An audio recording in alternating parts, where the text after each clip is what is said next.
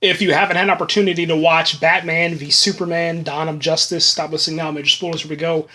Today is March 25th, 2016, so happy Batman v Superman, Dawn of Justice Day to all of you DC comic fans out there. It's a really big day. It's a really big day if you were a comic book fan for DC Comics and for Batman, for Superman, for Wonder Woman, Lex Luthor, whoever you're rooting for, go out and support the movie. It's definitely going to need it because there's just a lot of idiots in the world, man. I'm not going to talk about that right now. We're just going to talk about the review. I watched Batman v Superman, Dawn of Justice yesterday, Thursday at 6 p.m., and then I watched it again at 10 p.m., and I am blown away by this movie. Number one, if you guys have been on my YouTube channel, if you have been, a friend of mine, if you have been, part of my family, you understand, ever since Man of Steel in 2013, life has been really, really good. And the reason why is because we have the Superman that no one ever wished or thought about needing, but we were given. And then all of a sudden now it's something that we will desire for the rest of our lives, man. It's the Superman that doesn't hold back. And now we have a Batman that doesn't hold back. And we have a Wonder Woman that doesn't hold back. There is killing. There is violence. There is death. There is a level of realism that hasn't been felt inside of any comic book movie since Man of Steel.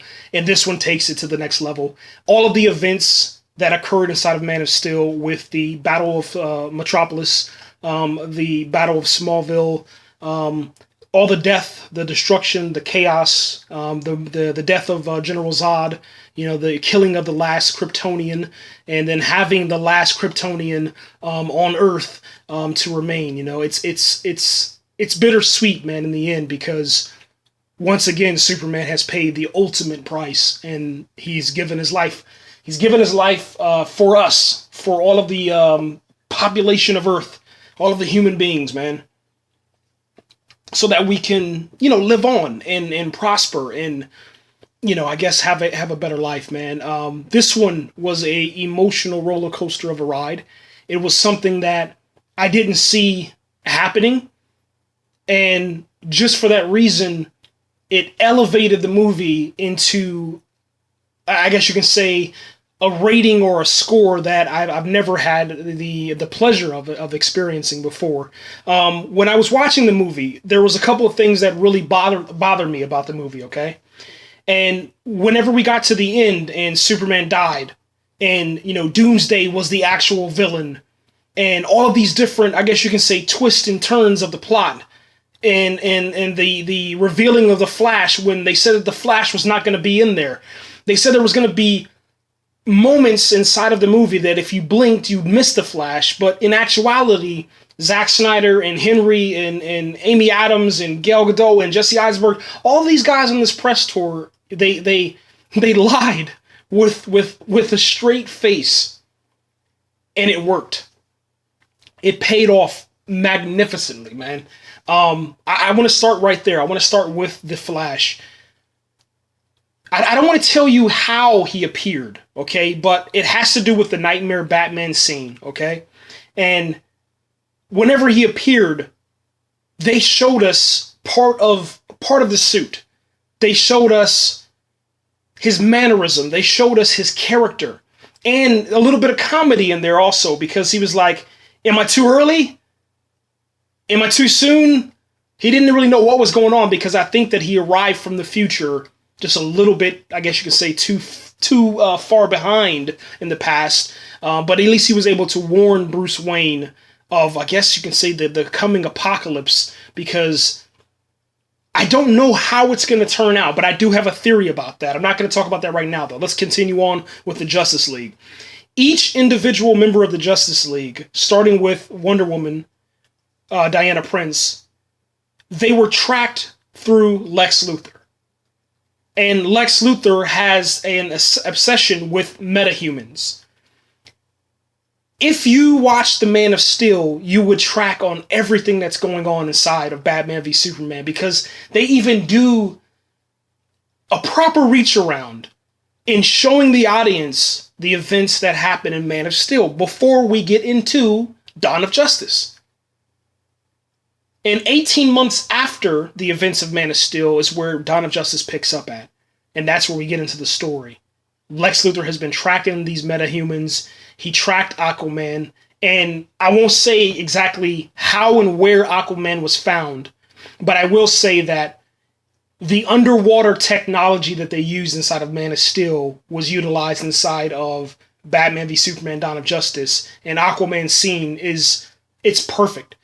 One thing that I said, okay, with the casting of Aquaman, I said they have to get someone that has the capability of flowing hair in the water. That's one of the things I want to see. If there's no hair in the water flowing magically, I'm out. I'm done. I quit.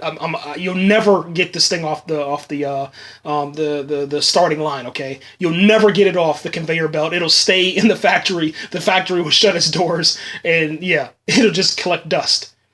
But whenever you see Aquaman, and you see the Trident, and you see his power, and you see, for one, how the fuck is it possible for Jason to hold his breath that long? I even tried to while I was watching the movie, and I couldn't survive that long. I don't know if he's doing training. It could have been, sleight of camera, a little bit of magic film, tactics there. Who knows? But it was amazing, man. It felt like Aquaman. You felt the power, and then all of a sudden he just took off. He took off with the same power, the same speed as Superman, except underwater. And I have yet to see Superman move that fast underwater. There was an opportunity inside of this movie to show Superman moving that fast, but then all of a sudden the kryptonite got in the way, and it messed it up. There was also an opportunity for, Aquaman to help out Superman, but they didn't go that route. And that's okay, though. I was still excited either way. All right, moving on to The Flash. We find Barry Allen, a young Barry Allen, inside of a convenience store. The convenience store is being held up. Barry Allen looks like he's just getting some milk to go with his cereal. He's probably has some munchies, man, because I'm not gonna lie, the dude looks stoned as shit. All right, I love it. It was really cool, man. So as soon as he goes into the how do you want to say it? He's in the convenience store. Okay, like maybe a 7-Eleven or whatever. He opens the cabinet or whatever. What is it called? I don't even know what the name of that thing is called. Yeah, I'm so excited, man. This is crazy. I'm just losing my train of thought. But anyway, he opens the shelf door. Okay, opens the door, grabs the milk. All of a sudden, this dude runs up to the register, holds a gun to this store clerk's face, and just in an instant, man. If you blinked in that moment, you would have missed the Flash. The first time that we saw the powers of the Flash. First off, let me just say this. Everything that we've seen inside of the DC TV universe with, the Flash television show, nothing compares to the cinematic version. The cinematic version of the Flash is the standard. And that's what I said whenever they were talking about casting a TV actor in a movie role. There's a big difference, and that proved it tonight. Number one, the special effects, the CGI, it's on it, doggone it. Number two, just the way that the dude was on screen. There wasn't any weird facial expressions that we get inside of the Flash television version. The guy always makes weird faces.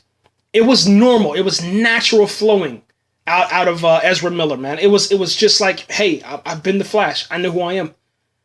And then he went back to that milk. He was gone in a second. The milk stayed there in the middle of the aisle like he was holding it in his hand. He went and did his business, took down the crook, came back, grabbed the milk before it fell. It was so fast.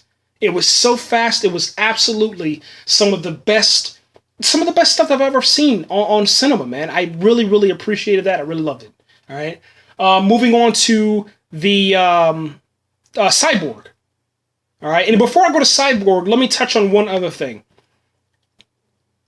Bruce Wayne was at his computer looking up the documentation for these metahumans, and he found this information because of Gal Gadot's Wonder Woman. She has some sort of, device that she stole from Bruce Wayne in a party. Lex Luthor has been tracking her. He took some sort of photo that she kind of, she kind of lied and said that it wasn't of her, it was of a friend or somebody else. It was just a photo that she was looking for.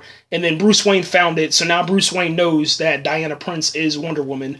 And the photo was really, really cool, man. It was aged. It was the first time that we get to see Chris Pratt. And I keep saying Chris Pratt. What is the Chris Pine?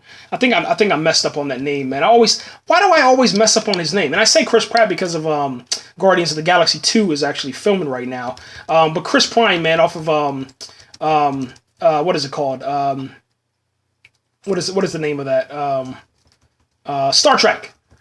So yeah, and I believe, let me double check too to make sure. Yeah, it should be, yeah, Chris Pine. Chris Pine. All right, my bad about that. But yeah, Chris Pratt, man, was off of Guardians of the Galaxy, man. But that's the first time that we get to see Chris Pratt. God damn it.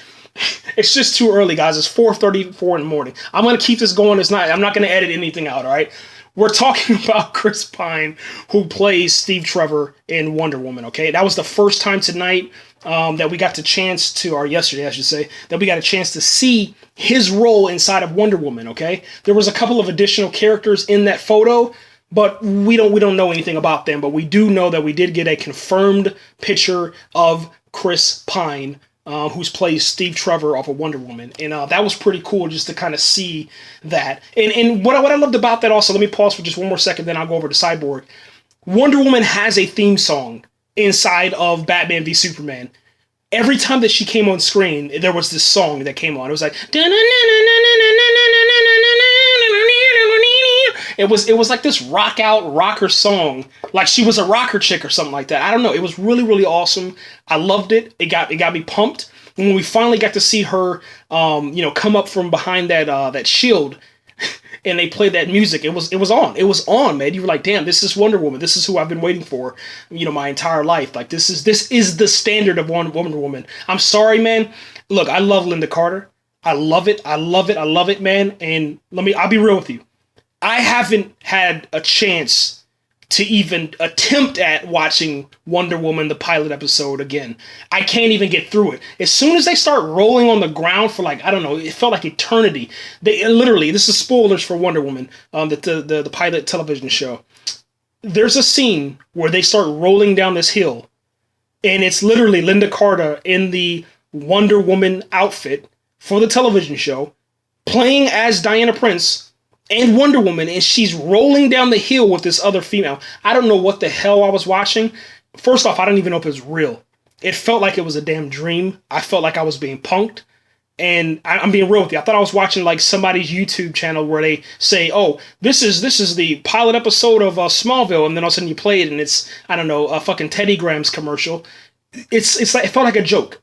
It felt like a sick joke. Like I had ordered it from Amazon. I opened it up. I put it in the DVD player. And for some reason, I'm watching Wonder Woman roll down the hill. And from that point on, I was just like, I can't do this. I can't take it seriously. And it's like, as soon as she starts rolling down the hill, it's like, Wonder Woman! And then she starts rolling down the hill. Like, that's the special skills that she has inside of Wonder Woman, the television show. But listen, it has nothing to do with Linda Carter, man. I love Linda Carter. I think she's amazing. I think she is the standard. But I think that having Gal Gadot, and let me just put this out too. I'm actually pronouncing her name incorrectly, okay? It's like Gagago. I have no idea how to pronounce it, but it's not Gal Gadot. It's something entirely different. And I found that out during the press tour. For years, I've been saying this wrong. Ever since I started watching the Fast and the Furious franchise because of Mike B. Shout out to Mike B. Hey, shout out to Ben. Hey, shout out to Broderick. Shout out to Rodrigo. Shout out to everybody, man. Shout out to Ricardo. Shout out to Matthew. Shout out to Paul. Shout out to Sean. All right, I'm done with that. Let me see. Who else, man? Who else is out there? Y'all listening? Yeah, put the comments in there. All right, anyway. But I've been pronouncing her name wrong for I don't know how long. And I really apologize for that. All right, I'm actually drinking right now the Dr. Pepper Cherry. It has the Wonder Woman face on there. It's her can. It's limited edition, 3 out of 5. Okay, anyway, back to Cyborg. And I think I was way off topic. I'm not going to edit this. This is just going to be unedited. We're just going to continue talking. Cyborg. If you're a fan of Smallville, okay, you will immediately recognize someone, okay, off of Cyborg. And that's one thing that I love about that because, number one, why did they get that actor?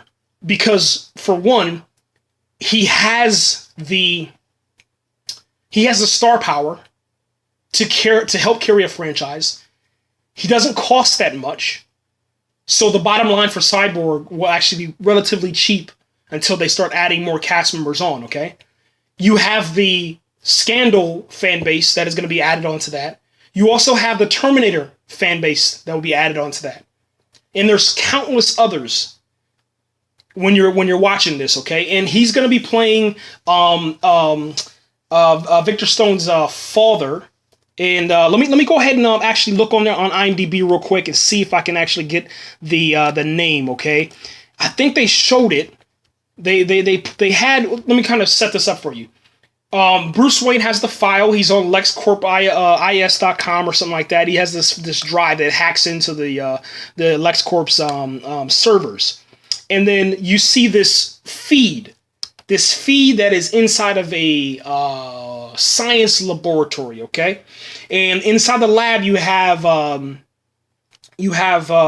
this half of a man, literally no arms. You know where your bicep is at, just cut that, and then where your other bicep, cut that too, and then wherever your midsection, so like, oh, okay, my battery's dying. Wherever your midsection is at, going all the way down, you know, towards where your Johnson would be at, okay? That's all gone. So no legs, none of that stuff. It's just kind of like torso and head, and then little nubs for arms, man. But there's really no, you know, physical hands or anything like that. No forearm. That's this guy that's on the back of this board. He's on he's on like a board, like a Post-it note board, I guess you can say. But he's not like on a Post-it note board, but like on some scientific board that's holding him up or whatever. And you can see him making faces and stuff. And this is our first time that we're getting to see Cyborg, okay? And it's really fascinating what they're able to do with that, you know? But then all of a sudden, you know, you see the father, man. He's starting to go through all of these different tests, and he's talking to the camera, and he's trying to run these tests on saving his son. And they didn't really tell you that much about it, about who he was or you know what he's doing. But Ray Fisher's in the background, his father's in the front. All of a sudden, they get this cube, this strange-looking cube, and this cube begins to animate, and then it attaches itself to Ray Fisher's Victor Stone Cyborg, okay? And I'm trying to find. Let me go to Scandal. If I go to Scandal, that's probably the best way that I can find this guy. Okay, never mind. It should be Silas Stone. Silas Stone is Victor Stone's dad. There we go. I just want to make sure I get the names right and everything, man. And that's Joe Morton, the guy that played the shaky dude on Smallville, man. But if you guys know what I'm talking about, you'll know exactly what I'm talking about. Okay. And Dr. Hamilton. Now you had Dr. Emil Hamilton on Man of Steel, but that's not the same Hamilton we're talking about. You know, just go back and watch Smallville, and you'll understand what I'm talking about as soon as you see it, man. It's pretty cool, man, what they were able to do with that. It was a short clip, but once the object animates itself and then and begins to reanimate Victor Stone, played by Ray Fisher, that creates Cyborg, and then it cuts the feed. The Silas actually cuts the feed from everybody watching and viewing because of the pain of his son that is screaming out, you know, and that's the story of Cyborg. I thought they were going to introduce a lot of that, you know, during the movie and stuff like that, but the way that they did it, it's fine. Now let me kind of go off sidetrack. We've already talked about Wonder Woman, we talked about Aquaman, we talked about the Flash, we talked about Cyborg. Here's where I believe that, you know, Zack Snyder and Warner Brothers and DC Comics kind of messed up at. If you remember Man of Steel had this scene where General Zod and Superman were re-entering into the planet again, okay? And upon re-entry, you know, they came down with like blazing fire with pretty much like looks like meteorites were showering the skies. And there was a clip of the LexCorp was inside of the shot. What they should have done during Batman v Superman is as Lex Luthor, or not, as I got ahead of myself, as Bruce Wayne is viewing the destruction and the chaos in the beginning of the events of Man of Steel, you know, the Battle of Metropolis and the death of General Zod, as he's driving through the city, they should have cut to Lex Luthor looking out from LexCorp, one of his towers, you know, because there was the one that they're in inside of Batman v Superman is not the same tower. And the reason why I say that is because this tower in Batman v Superman was massive. Okay, way too big to be the one that was inside of Man of Steel. So therefore, you have a little bit of continuity issues because I never saw. I mean, I'm just saying this is just from my perspective, but I never saw any small LexCorp building. Okay, and even the building that Doomsday jumped on was too big. Okay, the one in Man of Steel didn't have a landing pad. It didn't have all this crazy stuff. And I'm going to go back and watch it just to verify. But as of right now, as of 4:44 on 3/25/2016, that's what I'm saying, how I'm feeling. And I think that they should have showed Lex Luthor with his hand on the glass and this look on his face to where from that moment when they crashed into his building, when they destroyed something of his, or they destroyed Metropolis, the city that he loves, from that point on and then 18 months later, they should have showed that's where the beginning of his fascination with metahumans began. I think that's where they messed up at, and that was just a missed opportunity, man. Now, during the movie, and this is a good segue to talk about Lex Luthor. Let's go ahead and talk about that. Let me eat this piece of gum real quick and get some water because as I'm talking here, I run out of. Okay. Hold on a second. You guys can just leave comments or whatever if you're still listening. I'm trying to eat this gum. Almost. Okay. So, let's talk about Lex Luthor. Lex Luthor. Did I like Lex Luthor? Absolutely.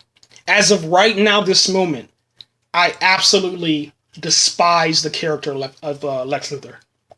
I think that Lex Luthor is, number one, I think he is the worst, baddest, craziest, psychoist, evilest, demented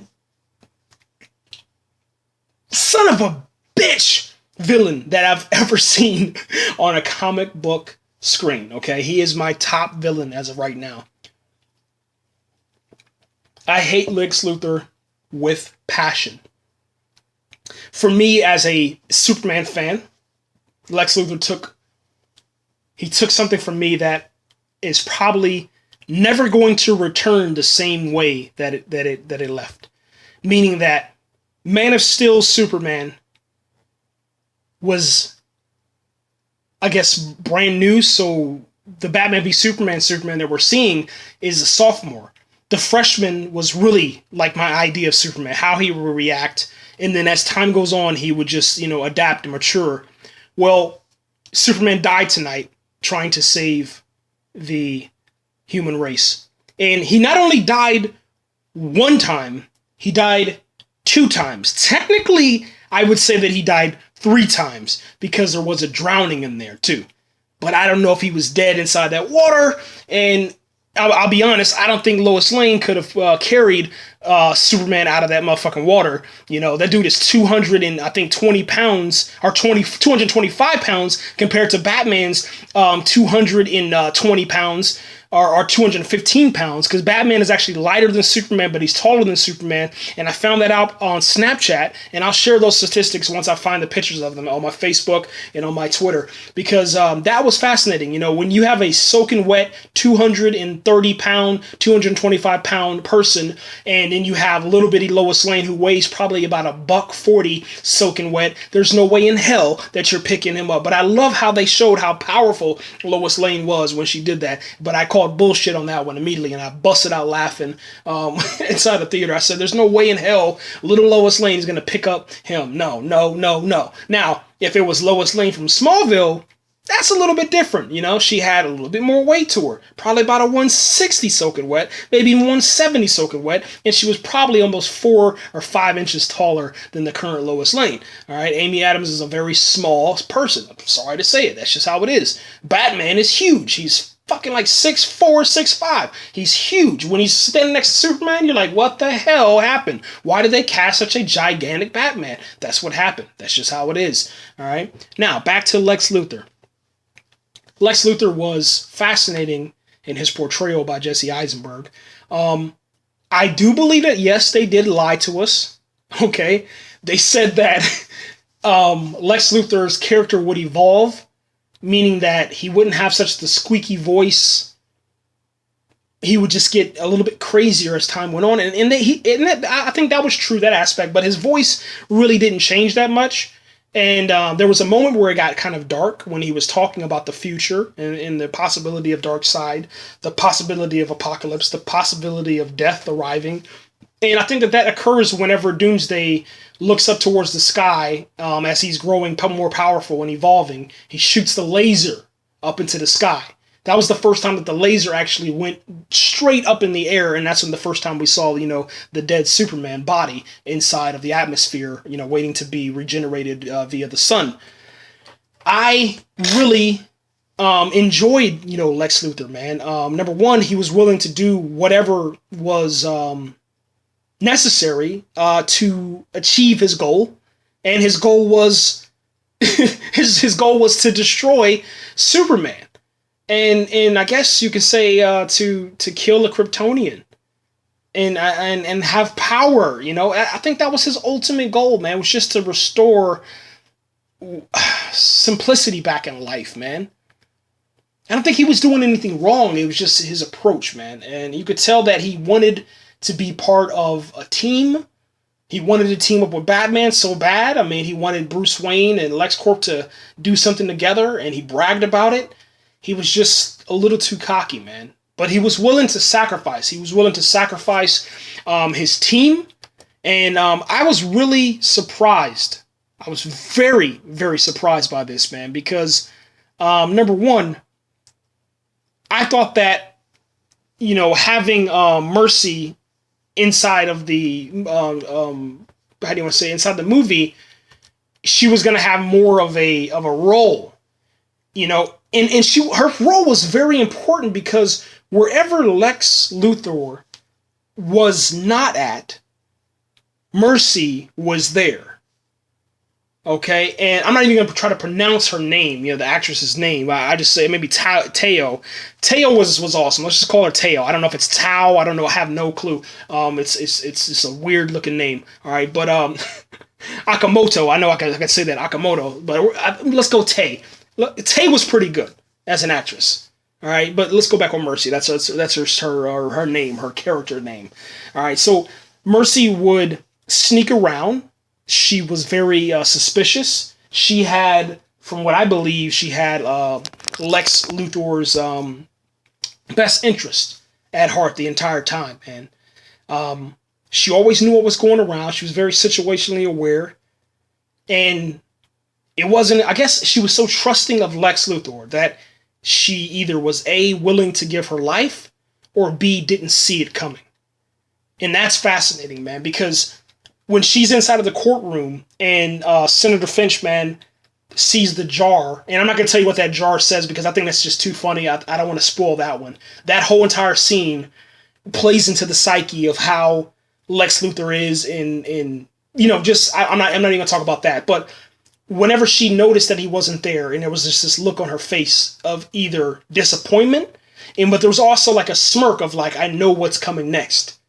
And then out of nowhere, we get the explosion that happened. Now, that's a good segue, man. Let's talk about the dude, okay, McNary, who plays Wallace. Now, check this out, dude. I thought that the Flash was gonna be McNary. Let's be real, man. We thought that Scoot was going to be someone big inside of this DC extended universe. Number one, he is an amazing actor, okay? This is one of those television actors. And what I mean by that is, if you've ever watched him, inside of Argo, do his thing inside of Argo, he did pretty good. But, I mean, he was kind of like a side character a little bit. But when you watch him inside of Halt and Catch Fire, that's where, for me at least, it shows his range, man, and it's so powerful. And I was so glad to see that both Marvel and Disney and DC Comics and Warner Brothers watched either the actual actors that played on *Halt and Catch Fire* and then took notice And then one of them was cast inside of, Guardians of the Galaxy, which he was pretty much fucking wasted too.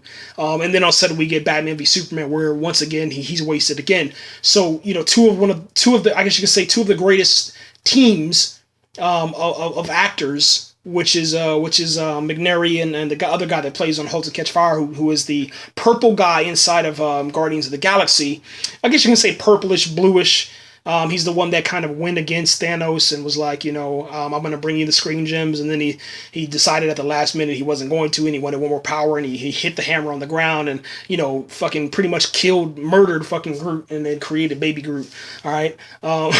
So yeah, we can blame him for that. But those two guys are such amazing actors. For one, they can go from television to movies, with just the simplistic ease of it, man, and they make acting seem so easy. Like, McNary inside of here, he was totally different than what you see inside of *Halt and Catch Fire*, totally different than what you see in Argo. Every single character that he does is magnificent, man. I can really say that watching him. It's fascinating to see, how far he's come, man.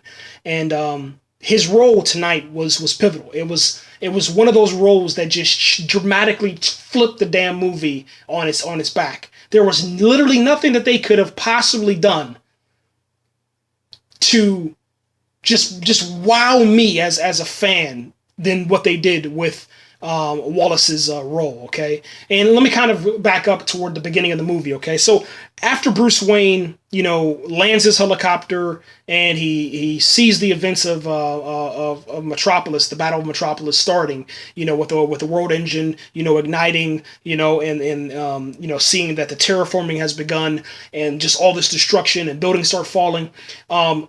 Wallace is trapped his legs are trapped underneath a beam that is from the Wayne Tower that has fallen, okay? And Bruce Wayne is the one that helps him, free his legs, him and a couple of guys, and then after that, Bruce Wayne goes and he saves this little girl.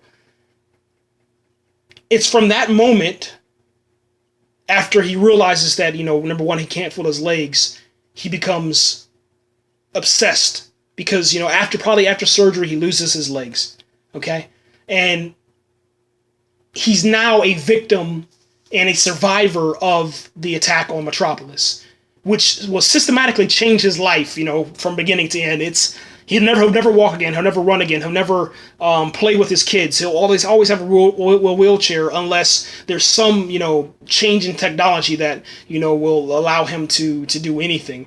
Maybe Lex could have done something with that, but Lex decided to feed into the madman inside. And that's what Lex Luthor is so brilliant about. He finds these people that are willing to willing to go the distance, willing to try new things, I guess you can say, but most importantly, people that are not sane in their mind, okay? He looks for the insane, and then after that takes advantage of that. So, McNary, his role, his goal, his Wallace character was like a Chloe Sullivan off of Smallville with the Wall of Weird, okay? And I love how they did that because that was 100% a nod to Smallville and to Chloe Sullivan and the Wall of Weird. And once his character Wallace creates this Wall of Weird, he comes up with this idea that he needs to blow up something. Either something A, it could be in Gotham, or B, it could be in Metropolis, but he's going to blow up something. He's been, I guess you can say, threatening places. So he goes to the Superman site. That's the first sighting of him, and this is the Superman, I guess you could say, tribute, Wall of Heroes memorial site. Maybe let's call it the Battle of Metropolis Memorial. And this is where you see that gigantic Superman statue that you see inside the trailers. This is the one that has the false god written on there. Well, we find out that Wallace, the character Wallace, actually spray paints false god on there. I thought it was going to be Batman. No, it's not, man. And that's what makes this movie so relatable, man. If there's any veterans out there, you understand, from Vietnam all the way, to Bosnia, to Kuwait, to Iraq, to Afghanistan. There comes this moment where you get frustrated with government, frustrated with the lies, frustrated with just living in general. And all you can think of is just to plot revenge, plot something. Do something that can either empower you or empower others. Something that can break the molds of deception and the walls of deception, break them down to where some truth can come through. And that's what he tried to do with the false god, man. Paint Superman in this false god image so that people will stop worshiping him and understand that this guy makes mistakes too. He's not perfect. Look at me. Look at all the death and destruction. We have to get this guy away from us, okay?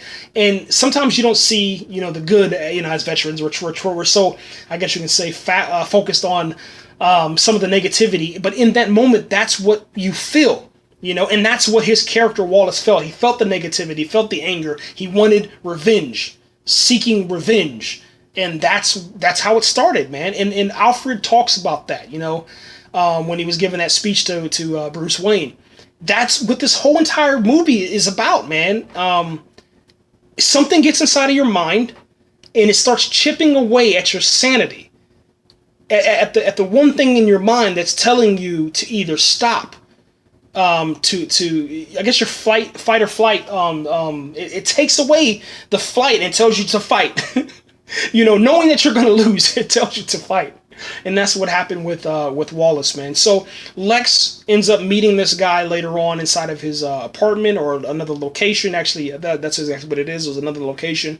Lex invites him. He comes. He wheels himself in there with his own wheelchair, but Lex has this brand new wheelchair that, LexCorp is going to donate. That Lex Luthor is such a nice guy, he's going to donate. He wants to, quote unquote, give Wallace something to stand for.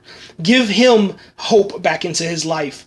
And all you have to do is you have to just drive and ride around in this brand new wheelchair. This LexCorp wheelchair that will take you anywhere. It's what dreams are made of.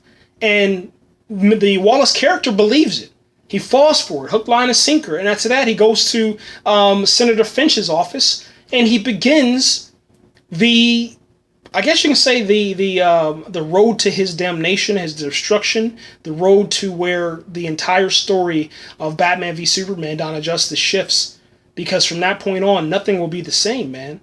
We go inside the courtroom. This is the first time that we get to see Superman walking into the courtroom uncuffed. He's walking freely as a free man, as a free alien, as a free Kryptonian. I had to say alien Kryptonian because I wanted to rhyme. But anyway, this is the first time that we get to see this. This is the first time that everything kind of makes sense. And this is Superman standing in front of society, being judged inside of, our courts of laws. And Wallace is there. Wallace looks at Superman. He doesn't really take his eyes off of Superman. And Senator Finch, thanks Wallace for being there. And then some questions are asked. Something is seen by Senator Finch that kind of startles her. That begins, I guess, to, make her heart begin to race. She begins to get nervous. Her words begin,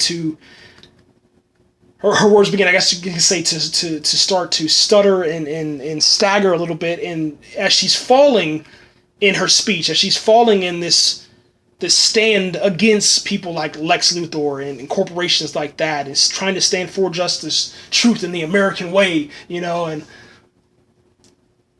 something happens, man. You can see it in Superman, because Superman starts to pick it up. At first, I think that he's just kind of clouded. He has this single train of thought that says, let's just get here, go in court, answer to the people, show my face, and then get out of there. But then all of a sudden, Senator Finch, she looks over at the Lex Luthor's chair, which he's supposed to be in there. And then after that, the explosion happens once the camera looks over at Wallace's character. And that's the end of Wallace in his road, man. But also the beginning of this hunt for Superman that will come about because of Batman. Because Batman won't trust him from that point on, man. And we find out that it's all, orchestrated, and it's all being brought about by Lex Luthor, man. And I'll pause, and that's pretty kind of a good segue. That's where, Zack Snyder messed up once again. And maybe we'll get it on the rated R version. Who the hell knows? There wasn't any footage or mention of Lex Luthor sending mail until the end of the movie. Until right before the final act of the movie. And that was a pretty cool, reveal. But I think that's where people couldn't really relate to the Lex Luthor character. And I'm kind of talking about, some of the people that gave it bad reviews or whatever and just weren't feeling the movie. And obviously we're on day 0, now heading into day 1 of Batman v Superman. So, I mean, it doesn't really matter what the critics say, but as a Superman fan, as a fan of the DC Extended Universe, I have to say something. I have to stand for Zack Snyder, because obviously he's not going to say anything about this, man. They're not going to say anything. And the actors have already responded to most of the negative critics, and it's not nothing with juicy. It's not nothing that means anything. It has no pertinence. It has nothing. It's almost as if they're just like, it doesn't matter. It's still going to make money, whatever. The fans will always, support the property, the intellectual property, the IP. They will always, go to the franchise and carry it through with the monetary funding. They're always going to choose to speak with their voice through, through purchasing an item.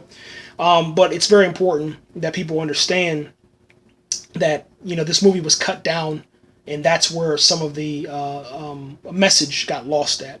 And that's the only thing I can really say about that. All right. Let's talk about Senator Finch. That's a pretty good way to talk about her. That's a good segue, I guess you can say. Senator Finch was a fascinating character, and I thought that she brought what she normally always brings, man. Holly Hunter. First off, let me just give a standing ovation, man, to two people, two actresses, man. Diane Lane and Holly Hunter, and I could put Jeremy Irons in there also. And to be honest, you could throw Lawrence Fishburne in there also.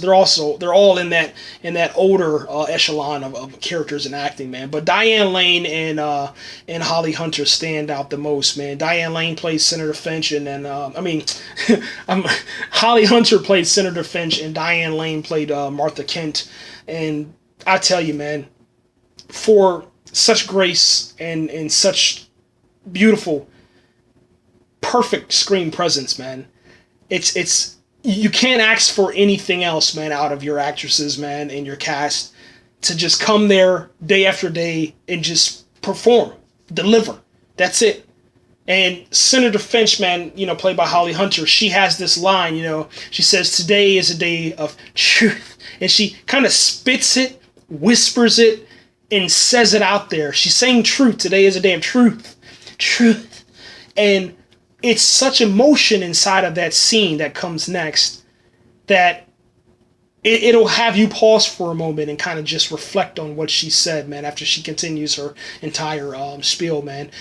It's literally a shot across the bow, man, for all politicians, Democrats, Republicans, independents, whatever, man. If you're a senator, mayor, president, Supreme Court justice, whatever, man, wherever you sit at in politics, this was a message for you. And that's another reason why, I get a little frustrated, when I see bad reviews for Batman v Superman on day 0, is because this movie did more for our world, real world, reality, than any other movie has, any other comic book movie has. It talks about real world situations. It places us inside of a real world scenario. Yes, Superman, Batman, Wonder Woman, Lex Luthor, none of these people exist, okay? But some of these things, these entities, these ideas, these religions, these companies, some of these political people, some of these celebrities, they actually are similar to the characters that they're represented, okay? So pop culture is inside, it's infused with comic book mythology. And the comic book mythology is American history. So are we doomed to repeat ourselves? Or will we continue to fight instead of, joining together? Will we continue to, call one party racist and the other party, they're for the people, by the people, It's really interesting how they put those two things together, man. And we have it just like in the representation of Batman and Superman. You have the devil versus God. You have, day versus night. You have God versus man. They said it. Lex Luthor, he said it. Senator Finch said it. Even Ma Kent and Pa Kent, okay? And I'm not going to tell you how he appears or when he appears, but he is back inside of this movie, and you will bawl your eyes out. But they all talk about those themes, man. Really, really fascinating stuff, man. I loved how Senator Finch, moving on, I loved how Senator Finch was able to stand up against Lex Luthor. She was not intimidated. She was not persuaded, okay? She could not be bought. She had a mission, and she continued to carry it out regardless of what would happen to her. Even though I do believe that she knew what was going to happen, and she realized it before her death. And she knew exactly who did it. And I think that that is a really powerful moment inside of the film that speaks a lot about her character. I loved everything about this movie, man. I really, really loved everything about this movie. One of my favorite moments was when Batman sees Superman lying on the ground, dead, at the end of the movie, and after the final act is over with, and we're about to, roll the credits, man. I think maybe 5 or 6 minutes left, man.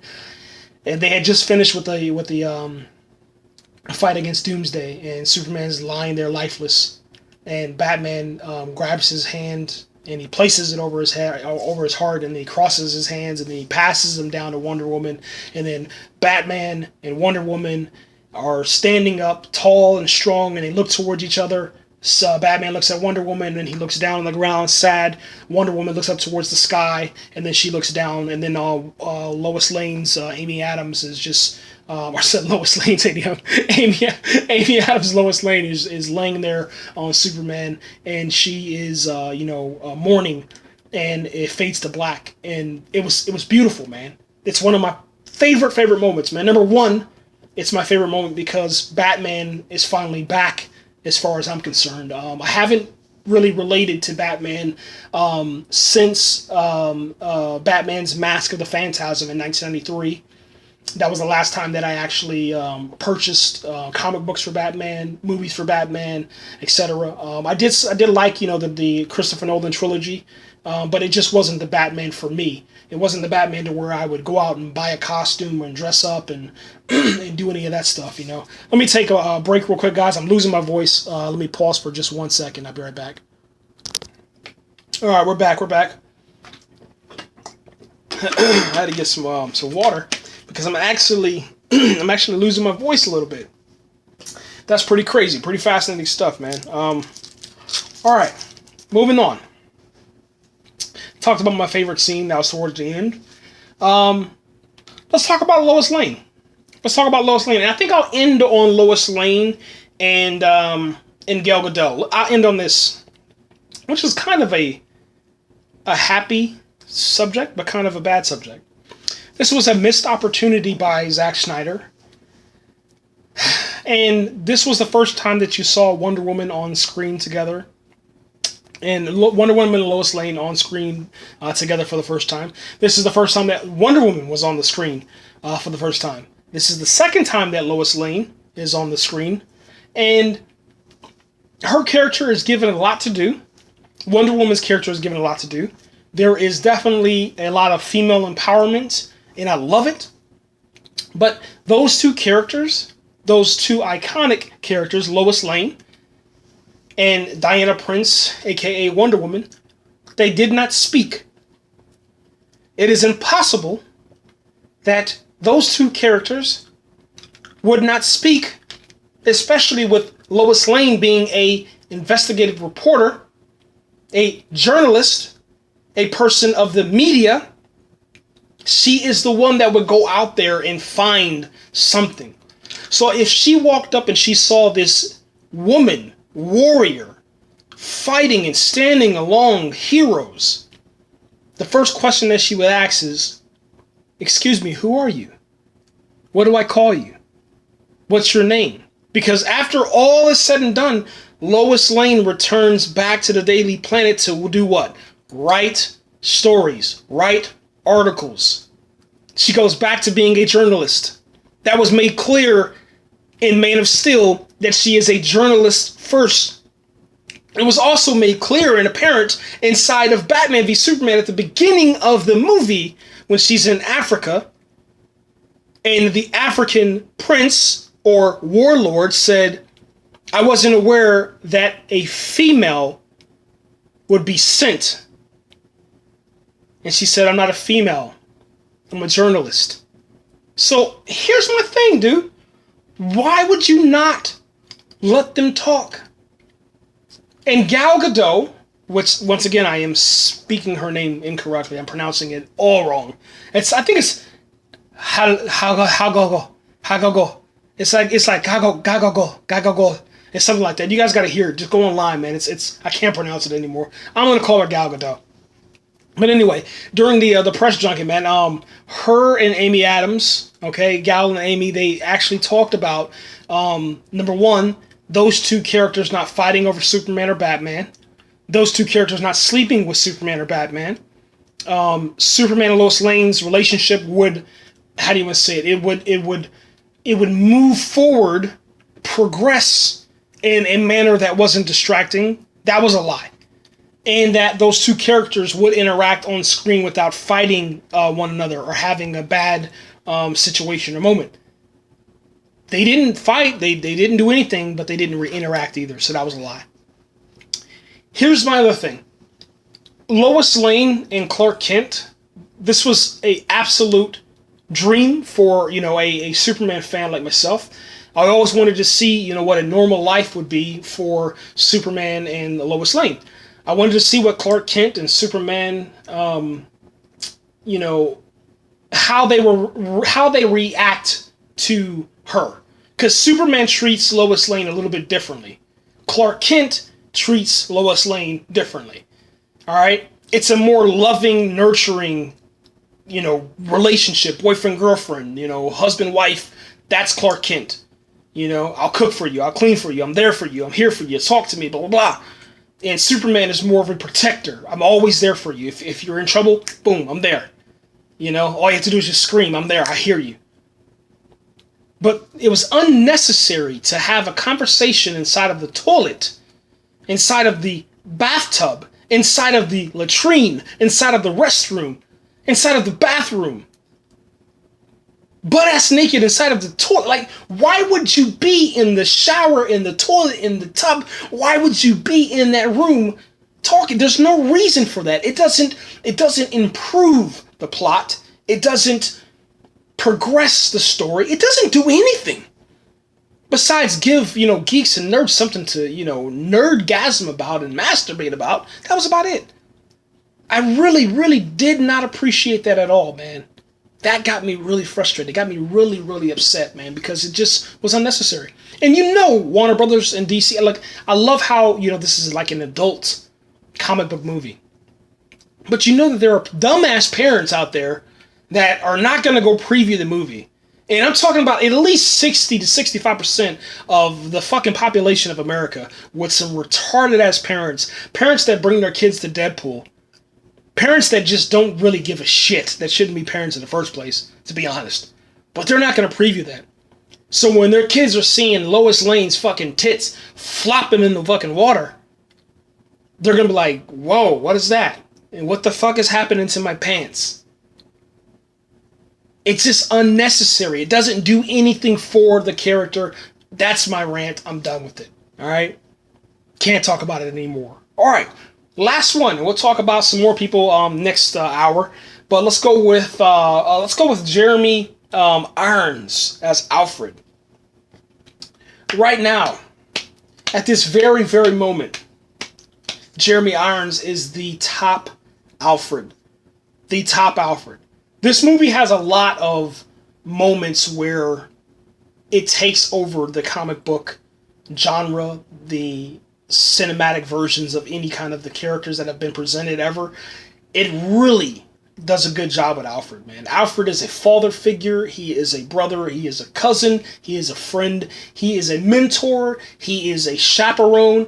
He is that devil and angel in your ear, but mostly an angel. He is the only sane voice in the entire movie, it seems like, besides, the obvious Ma Kent and Lois Lane.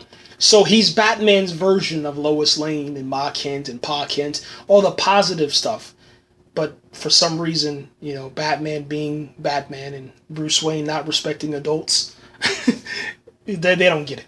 All right. And Alfred even says it. He says that, you know, Superman is not your enemy. And it makes perfect sense. You're picking a fight that you don't need to even have happen. But you're doing it because you think that you must, because someone's lied to you and said that this guy is your enemy. You need to slow down, breathe a little bit, and everything will work out. I love how Alfred was able to fly and pilot the Batwing. I love how Bruce and Alfred's relationship is their team. But as Alfred ages, he's definitely looking for someone else to take the reign. And that was apparent inside of this movie. There needs to be an heir to the Wayne family. So Bruce Wayne needs another generation, and soon, because Alfred is aging. Now, it wasn't apparent that he was dying or anything like that, but he made it clear that, you know, his patience are wearing thin and he's just getting older. So I think that's pretty much about it, guys. That is my time. I want to thank you guys so much, man, for always listening and commenting and watching my videos. There's going to be a whole lot more Batman vs. Superman's content. Just stay tuned. I'm working on it. Like I say, I'm a one-man team or a one-man army, and yeah, we'll get it done. It just sometimes it takes a little bit longer than normal. There will be a giveaway on my channel. Make sure that you are following and liking and all that good stuff and commenting, man. That stuff goes a long way. Look for the details in one of the videos. And that is it, ladies and gentlemen. We're out of here.